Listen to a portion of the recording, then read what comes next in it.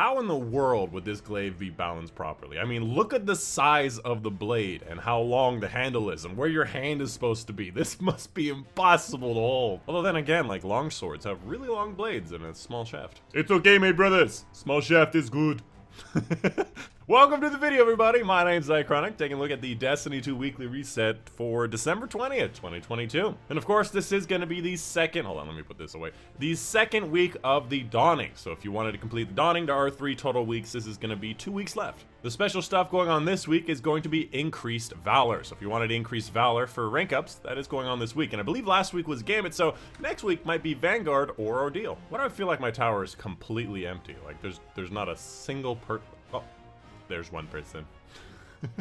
I stand corrected. There are 4 of us. And somebody's on Stadia. He's not gonna last long. Moving on, let's go ahead and get started with the Nightfall Ordeal. This week, the Nightfall is gonna be the Birthplace of Vile. It's gonna be the one with the Parasite mission. And in this one, I assume on 100k, it's gonna be Legend. It's one of those ones that lasts a long time. You may start to lose points on. The rotating Vanguard playlist burn is gonna be Arcsinge. The rotating Crucible playlist is gonna be Team Scorch. This is definitely a fun one. For the King's Fall Raid Challenge this week, we have Under Construction, taking place in the second to last encounter during the Daughter's encounter. And in this encounter, each player is not allowed to hold the same plate more than once before damage phase. And every damage phase, it resets. As for the rotating dungeon and raid, we have the Prophecy dungeon, and we have the Deep Stone Crypt. And I just want to remind you that Deep Stone Crypt now has craftable weapons, and this is now the time to go grind it, because you can keep grinding out every encounter through the entire week. And currently, we still don't know what they could possibly roll, but the weapon stat base and the perks I had before were pretty darn good. Up next is take a look at the Week 3 challenges for the season. First one is going to be the Week 3 of the current season mission, and defeating Hive and Fallen anywhere in the system. After that, complete the new exotic mission, Operation Seraph Shield, to earn the Revision 0 exotic pulse rifle, I assume somewhat related to the current season stuff. Defeat combatants with solar and stasis damage in Heist Battleground.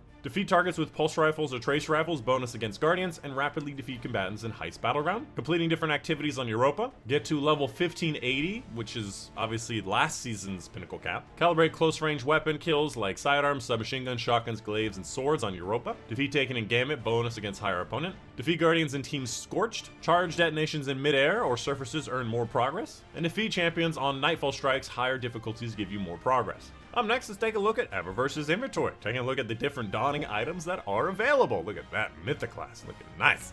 First up, we have a Ho Ho Hum emote, which you have a little Christmas hat. It's an adorable looking Christmas hat, especially with the hat I have going on right now.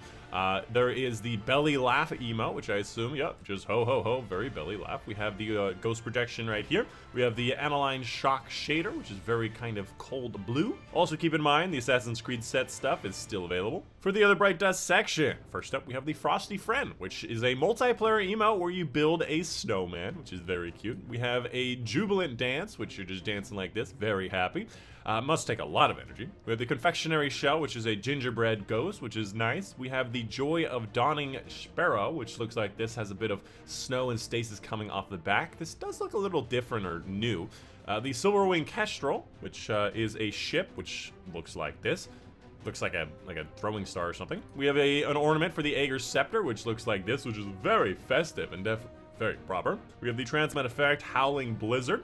We have the Piled High Transmit Effect, the little gifts. We have the Sweet Entrance, which looks like candy and obviously gingerbread. We have the Ice Ball Effects, which looks like that. After that, we have a bunch of different shaders, like, for example, the Dawning Tranquility. We have the Dawning Fastidiousness. We have the Dawning Warmth, and am I to guess the last one is also called Dawning Hope? Yes. Dawning Hope is actually something I do use from time to time because it has a nice black, gold, silver kind of look, although sometimes it has this like weird little camo pattern in it, but it depends if you like that. And of course we have the Gunsmith's inventory, showing off the different weapons he has available. First up, we have the Syncopation, which is a craftable weapon with rangefinder and steady hands. Not a bad combination, although there are better combinations. Does have a lot of good range stuff though, so this seems like a really good range base and handling based build, but you could definitely do better. After that, we have the Nutella, because I don't know how to pronounce that. The Ensemble Adrenaline Junkie, not my favorite. I believe this can have Headstone, which is obviously really good, and keep in mind accuracy is one of those things you need to have as high as possible on a lightweight frame. Following that, we have the Snorri FR5, which is high impact reserves, which is nice to see in the crucible. Has some range stuff on it, although I would like to see projection coil. Decent, but could do better. Following that, the Cantata, which is Eye of a Storm and moving target. Never really been a big fan of this weapon, but it does have the ability to have time payload. Otherwise, recoil direction, range is decent enough, although obviously still not 100 recoil direction. After that, Palindrome B, another craftable weapon. Ensemble Explosive Light is actually pretty good on this kind of weapon. Does not have impact casing, but the reload and the damage is pretty nice. And finally, we have a Taipan 4FR with Frenzy and Compulsive Reloader. Not really what you're looking for. You definitely want to have something like Firing Line and auto loading. I think it might have field prep. Definitely a lot better options. Although I think there's triple tap, yeah. So triple tap, Firing Line is the current meta. Just in a giant pile of snow right now. I'm in the snow. Oh, there's a hill. I was hoping I could get buried in this snow. And of course, videos like this really wouldn't be possible without the support of my patrons on Patreon. So specifically, a big thank you to Mom and Dad, Kip Shaw, Rob Sher, my Nick Student Barkins, Junior Panther, Case Reagan, and Marcus Lever for their support on Patreon. And that's it. Hope you guys did enjoy. My name is Dychronic, and I'll see you guys on the next one.